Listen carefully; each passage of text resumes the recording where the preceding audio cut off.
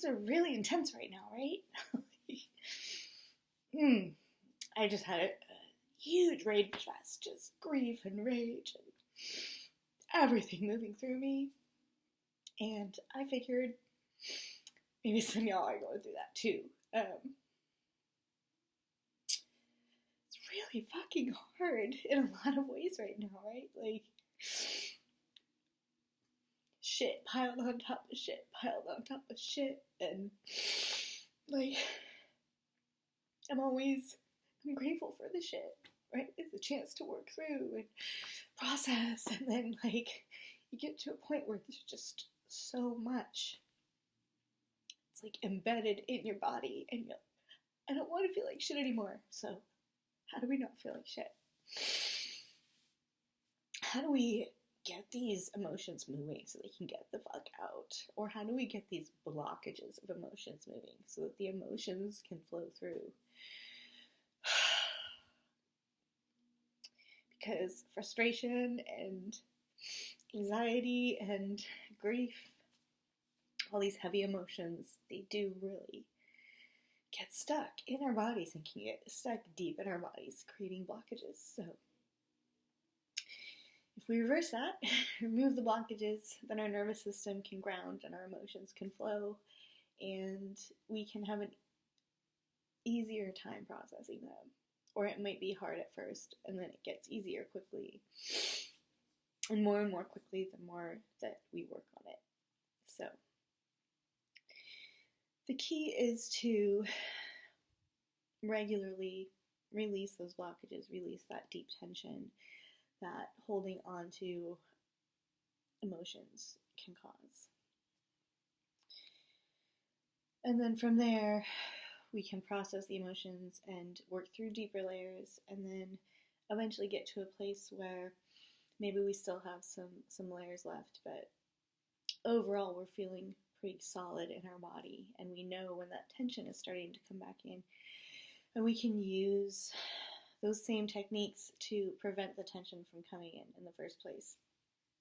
So what I wanted to share with you today is some of the techniques, the somatic kind of mind, body, emotion, even spirit techniques that I use and I use with my clients to support that process. So I'm still really feeling it myself, so we'll see what comes up. So when you're in the middle of a rage or a really intense episode of grief, you may not always be able to stop and breathe. Of course, it's really important to try. But if things have been building up for a while, and it may need to come out all at once, you just might not be able to do that. So if you can breathe, of course, inhale, exhale is good. If you can just get in an inhale, but you're kind of stuck there, then you want to just sigh. And sighing, it will not only help you, get oxygen and release carbon dioxide, but it will balance other gases in your body, and it will help to kind of gently bounce your heart and your lungs, where we store, in the heart we store our anxiety and some stress, and in the lungs we store some grief and stress. And so just that gentle bounce as we release down in our sigh. If you're standing, you can kind of gently bounce, or if you're sitting, if you're laying down, you can bounce your feet back and forth to get a gentle wave through the body. And if you can't breathe, then just doing a little bouncing or shaking or whatever primal movement you can. Bouncing or shaking is probably the best options. And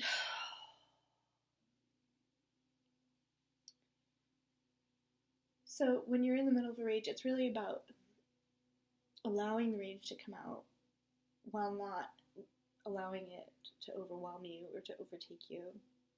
And also, it'd be great to be in a safe enough space to where we could deeply process our rage and grief loudly and with force. And, ideally we'd all have some sacred rage space to go to.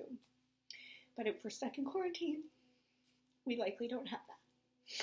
That's where I am today. Tried to escape to my bathroom, but the irritation followed me, and so I just decided to let it all go there enough to where I could come out and process it in a little bit more controlled way, because when uncontrolled rage and grief flows through us, it can be really hard to come out of it, and to come out of it feeling energized versus drained. And sometimes we need that. Sometimes we need to just drain all the energy. But in my opinion, the realistic need for that is way less than we actually do it.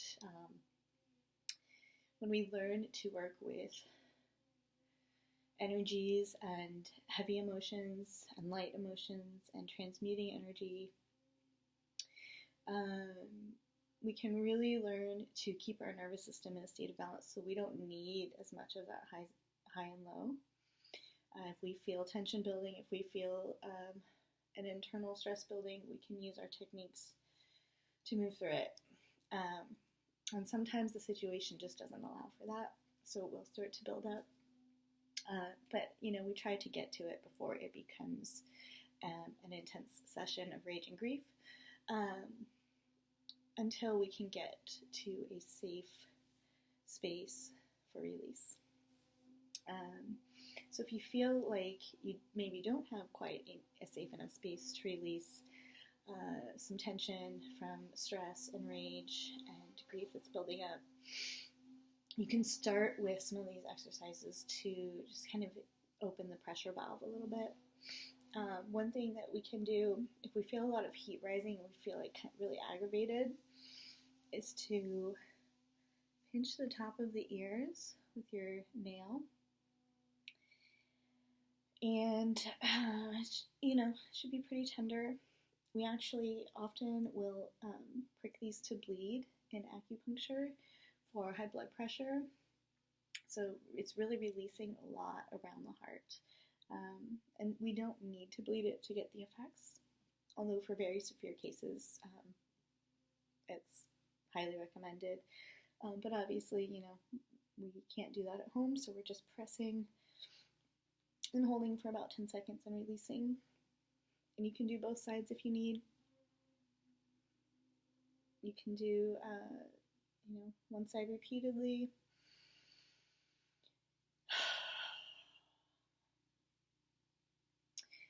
Just working all around the ears, just gently kind of pinching and pulling, and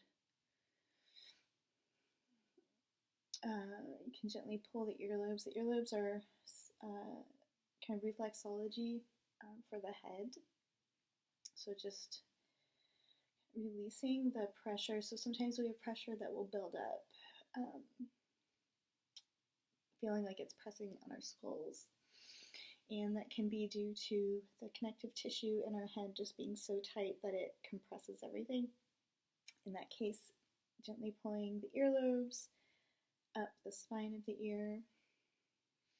Just gently pulling out, giving yourself little elephant ears.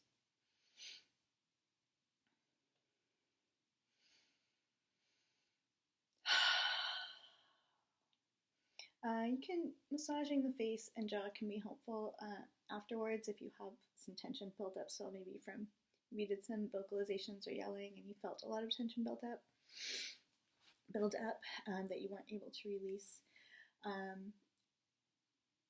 But controlling your vocalizations can be really helpful as well. So, if you feel like you have a lot of sound that wants to come out and you can't quite vocalize what it is you need to say. Maybe you're not sure what it is to say, or maybe it's overwhelming, or maybe it's not the right situation for you to get specific words out.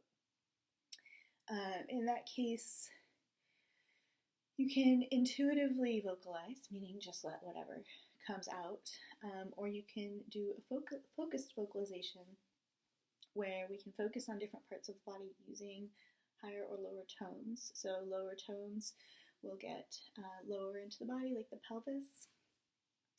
Middle tones, the middle of the body, and higher tones, the upper body.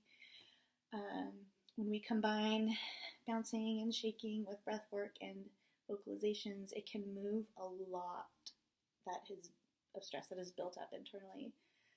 And those are, I would say, they don't cost any money. You don't need a big instructional video. I'll try and post more vocalization stuff soon, but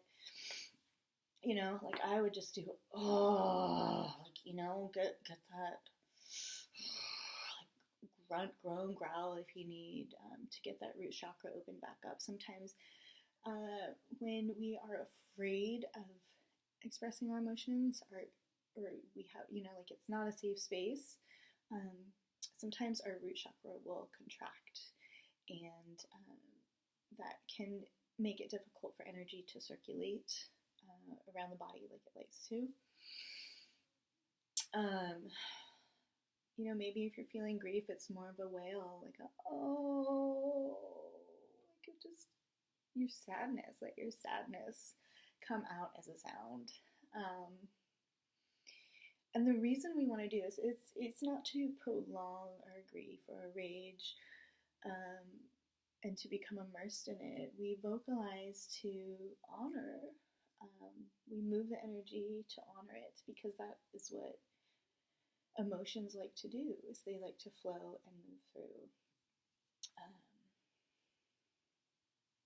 energy and motion, or emotions.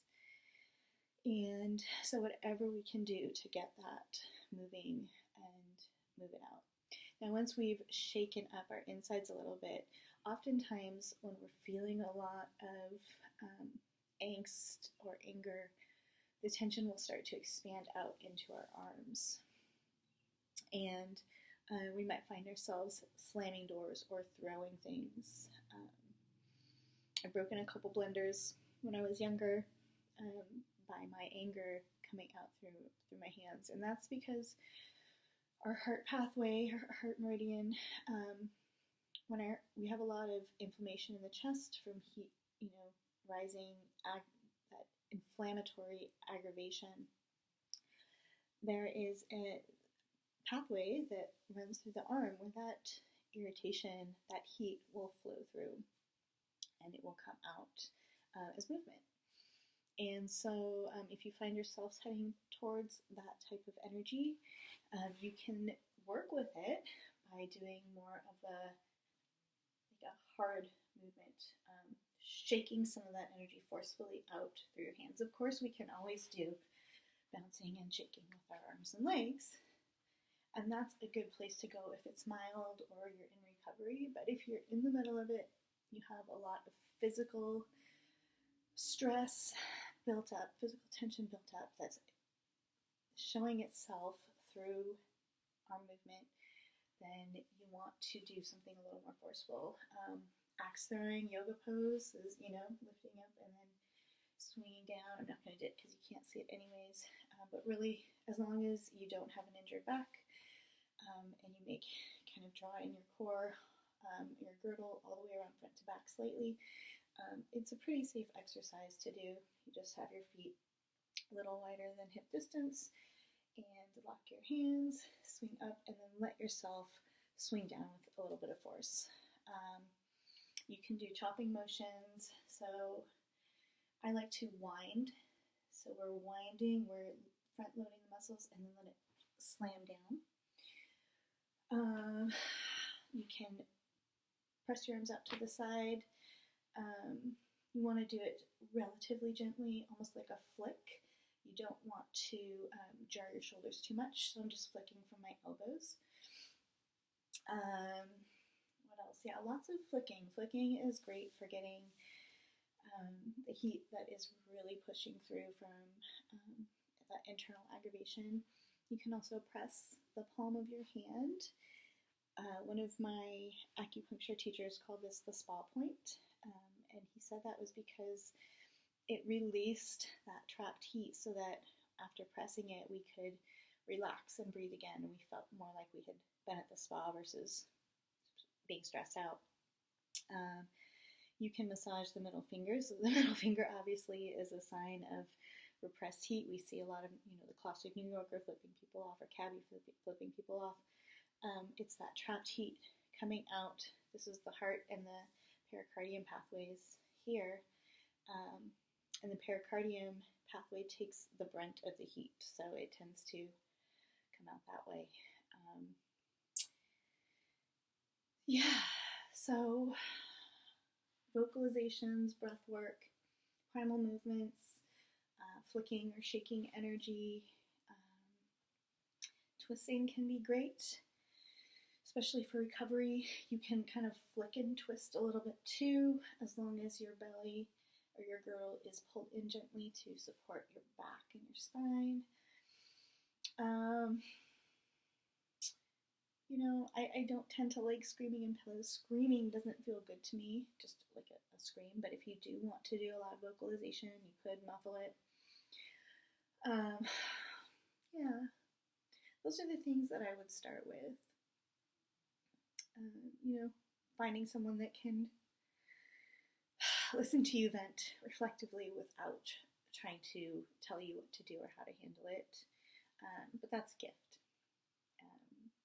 Not everyone can find that. So pretending you have someone across from you that you can do that too. And who will rein you in a little bit if you start to go too deep into the intensity of it for the safety of your situation. So release it as you can, even if it's in small amounts. If you're a mom like me and you have kids,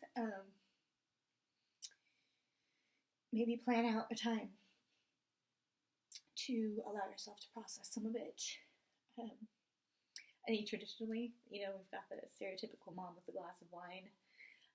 And if you do need a glass of wine to help disinhibit you just a little bit, I'm not going to say no. But I think that it's possible to do it without it. And that it's a lot better. It's better for your spirit. That way it's better for your energy. Because with alcohol, it's more of a discharge than a sacred release. And when we discharge our energy through release of heavy emotions versus allowing it to flow and move through us, it can siphon off our energy. It's like a leak in our battery, in our energy field. And it can take a while to recover. We can feel really drained. And that happens often enough in a short enough period of time, we can actually start to really spiral downward. So we don't want to drain our battery. We want to keep it charged. And if we have a little excess discharge built up, we want to release it, circulate it as much as possible. And really ideally to release blockages as much as possible, as frequently as possible, as quickly as possible, when we start to realize we're feeling an intense emotion or internal tension built up. So that's what I'm going to say about that for now. If you have any questions about sacred rage release, sacred grief release, emotional processing, somatic work, what are these things that I'm talking about? What are primal movements? What are meridians or pathways? How does acupressure work? I'll be going into all of that and more in videos over the coming days. One of my big goals is to share this really powerful wisdom and to help people integrate it into daily lives so that we're not bypassing our emotions, we're not pretending they're not there, but we're honoring them. And we're honoring ourselves by allowing ourselves to do that.